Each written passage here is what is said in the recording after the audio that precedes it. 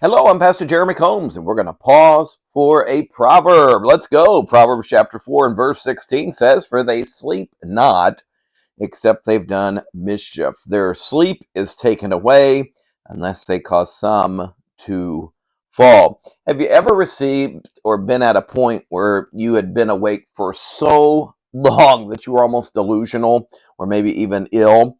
All you could think about was closing your eyes and drifting off to sleep. Well, obviously, if this was the case, you either had something maybe physically wrong with you to keep you from sleeping, or perhaps you were doing something so important it required you to miss some sleep. It may have been a long road trip, or maybe you were sitting up with somebody who was ill or needed attended to.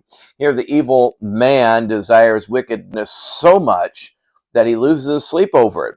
Friday night, and they're going to stay out all night drinking, even though they're tired. They lie in bed at night, and they can't sleep because they're plotting and they're devising ways in which they can get something evil or someone to do evil. Though they try, their sleep is fleeting, and they live to get somebody else to follow in their same wicked path. Why is that?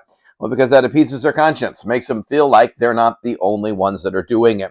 Proverbs 4:17, "For they eat the bread of wickedness, and they drink the wine of violence." Have you ever heard the phrase, "You are what you eat"? Well, obviously, this phrase is intended to encourage us to eat healthy. When an athlete prepares for a season, he changes many things: his sleep patterns, his exercises, and of course, he's going to change his diet, because in order to be successful, they have to watch what they eat. Here in Proverbs, the evil man has an appetite and a thirst for wickedness and violence.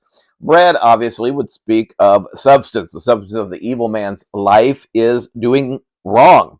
Thirst then is quenched by his thirst is quenched by violence. This has the idea of doing wrong, no matter who gets hurt. Sin always hurts other people, whether it's obvious to us or not. And it's sad that as you think about these two items, bread and wine, what does it make you think of? It makes me think of the Lord's Supper or communion. He is so bent on doing evil, this evil man, that he makes himself out to be a God, lowercase g. The evil man's path is wicked, both in his work and in his worship. Verse 18, "But the path of the just is as the shining light that shineth more and more unto the perfect day." Have you ever seen the crack of dawn? Maybe you've been driving and it's really dark, and then all of a sudden there's just a little bit of light that comes through.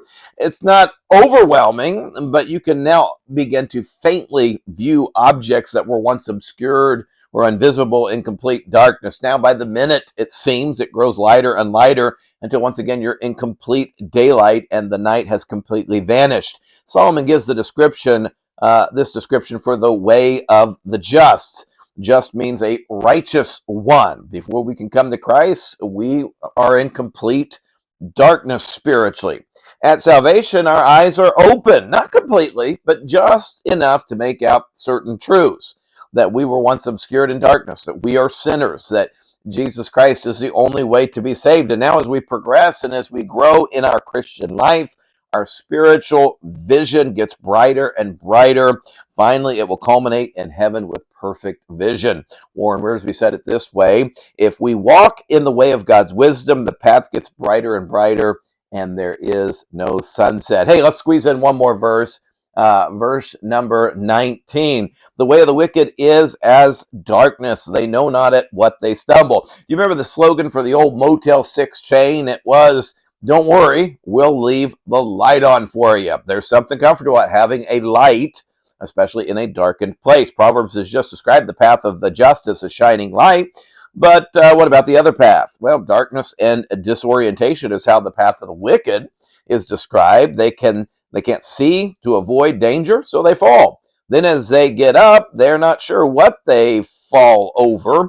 So consequently, they have no idea if the same snare is going to trip them again. This obviously leads to the element of great fear and also hopelessness. And they should have brought a light with them, but in pride, they think that they can go on without any light. I think of the old time hymn as we finish up. "Set my soul afire," says this: "Millions grope in darkness in this day and hour. I will be a witness. Fill me with thy power. Let's make sure we leave the light on for people today.